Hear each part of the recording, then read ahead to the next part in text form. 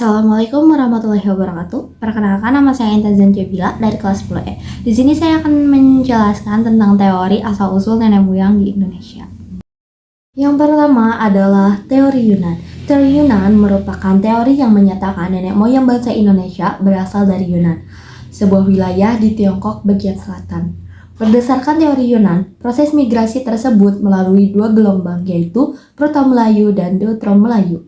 Migrasi tersebut membuat banyak manusia purba yang akhirnya mendiami pulau-pulau yang terbentang dari Madagaskar sampai dengan Pulau Paskah. Teori Yunan ini masih sangat lemah dan kurang akurat. Hal itu disebabkan karena teori ini cuma berdasarkan pada bukti-bukti kesamaan secara fisik, temuan benda-benda bersejarah yang mirip, serta kebudayaan mengalitikum saja. Selanjutnya yaitu ada teori Nusantara. Teori Nusantara menekankan bahwa masyarakat di Pulau Indonesia telah memiliki kebudayaan tinggi.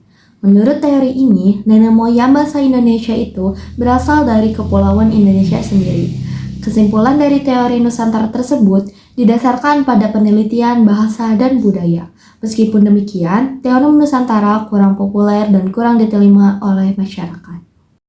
Teori Out of Africa merupakan teori yang didasarkan pada penelitian DNA, mitokondria, gen perempuan dengan gen laki-laki. Teori ini menyatakan asal-usul manusia di berbagai belahan dunia berasal dari Afrika. Teori ini didukung oleh Max Ingman. Manusia dari Afrika tersebut kemudian melakukan migrasi ke wilayah di luar Afrika. Tujuan pertama migrasi tersebut adalah Asia Barat. Jalur yang ditempuh ada dua, yaitu satu, mengarah ke lembah Sungai Nil, melintas semenanjung Sinai lalu ke utara melewati Arab Levant. Dua, melewati Laut Merah. Setelah memasuki Asia, ada beberapa kelompok yang tinggal sementara di Timur Tengah, dan kelompok lainnya melanjutkan perjalanan dengan menyusuri pantai di semenanjung Arab menuju ke India, Asia Timur, kemudian Indonesia.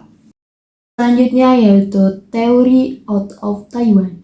Teori Out of Taiwan ditemukan oleh Peter Bellwood dan Robert Blues. Dikenal dengan pendekatan kebahasaan. Keseluruhan bahasa yang digunakan suku-suku di Indonesia diketahui berasal dari rumpun Austronesia. Akar dari rumpun Austronesia sendiri pada awalnya berasal dari Kepulauan Formosa, Taiwan, yang sudah berkembang sejak 6.000 yang lalu. Dari Taiwan, bangsa Austronesia kemudian melakukan migrasi, menyebar ke Filipina, Indonesia, Madagaskar, hingga ke pulau-pulau kecil di wilayah Pasifik. Menurut pendapat Sarasin bersaudara, penduduk asli Kepulauan Indonesia adalah ras berkulit gelap dan bertubuh kecil. Pada mulanya, mereka tinggal di Asia bagian tenggara. Ketika zaman es mencair dan air laut naik hingga berbentuk Laut Cina Selatan dan Laut Jawa sehingga memisahkan pegunungan vulkanik Kepulauan Indonesia dari daratan utama. Beberapa suku bangsa seperti Kubu, Lubu, Talang, Mamak yang mendiami Sumatera dan Toala di Sulawesi merupakan penduduk tertua di Kepulauan Indonesia. Para pendatang baru ini jumlahnya lebih banyak daripada penduduk asli. Selain itu pun, mereka membawa kebudayaan baru yaitu budaya Neolitik.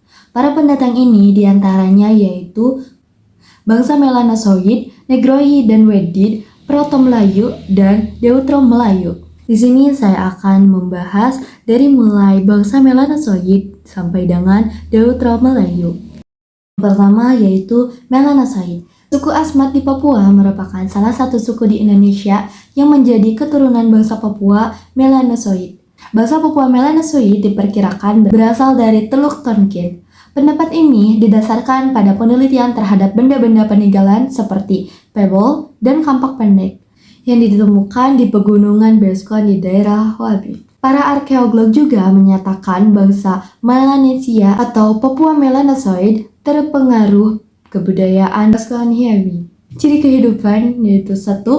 Termasuk rumpun Australoid. 2. Ciri fisik kulit hitam, berbadan kekar, rambut keriting, bibir tebal, hidung mancung. 3. Kebudayaannya digolongkan pada budaya Mesolitikum. 4. Pola hidupnya semi-nomaden dalam kelompok-kelompok kecil. 5. Hidup dengan sistem berburu dan mengumpulkan makanan.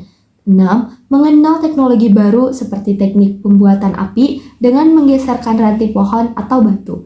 7. Sudah mengenal sistem perladangan. Daerah persebaran dapat ditemukan di pedalaman Malaya, penduduk Aeta di pedalaman Filipina, serta orang-orang Papua Melanosaid di Pulau Papua dan Kepulauan Melanesia. Yang kedua yaitu Negroid dan Wedid. Sebelum kedatangan kelompok Melayu tua dan muda, negeri kita sendiri sudah terlebih dahulu dimasuki oleh orang-orang Negrito dan Wedid. Sebutan Negrito itu sendiri diberikan oleh orang Spanyol karena yang mereka jumpai itu orang yang memiliki kulit hitam, sangat mirip dengan jenis-jenis Negro.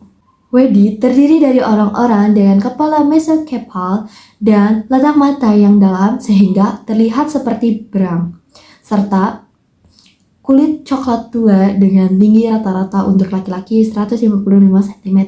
Persebaran orang-orang Wedid di Indonesia cukup luas, misalnya di Palembang dan Jambi, Gubuk, Siak, dan Sulawesi Tenggara, Tohala, Tokea, dan Tomuna. Yang ketiga yaitu Proto-Melayu. Bahasa Proto-Melayu termasuk rumpun ras Mongoloid dari daerah Yunan, sebuah wilayah lembah sungai Yangtze, Tiongkok bagian selatan. Bahasa Proto-Melayu membawa kebudayaan yang lebih tinggi daripada kebudayaan bangsa Melanesia. Proses migrasi bangsa ini disebabkan oleh beberapa faktor, yaitu bencana alam berupa banjir akibat meluapnya sungai Yangtze dan sungai-sungai lainnya di wilayah Tiongkok bagian selatan. Desakan suku-suku liar yang datang dari Asia Tengah, serta peperangan antar suku. Mereka bermigrasi ke Indochina dan Siam, kemudian ke Kepulauan Indonesia. Mereka pada awalnya menempati pantai-pantai Sumatera Utara, Kalimantan Barat, dan Sulawesi Barat. Ciri fisiknya yaitu 1. Kulit sawo matang. 2. Rambut lurus. 3. Badan tinggi ramping. 4. Bentuk mulut dan hidung sedang. Kebudayaan termasuk kebudayaan batu muda atau Neolitikum. Yang keempat yaitu Deutero-Melayu. Deutero-Melayu merupakan ras yang datang atau berasal dari Indochina dari bagian utara. Menurut penelitian, Deutero-Melayu merupakan percampuran antara bangsa Proto-Melayu dan bangsa Arya. Mereka sendiri membawa kebudayaan baru yang berupa perkakas dan senjata besi di Kepulauan Indonesia atau kebudayaan Dongson. Adapun ciri-cirinya yaitu 1. Ciri fisik tinggi, badan 135 sampai 180 cm. 2. Berat badan yaitu 30 sampai 75 kg. 3. Warna kulit kuning, langsat, dan coklat hitam.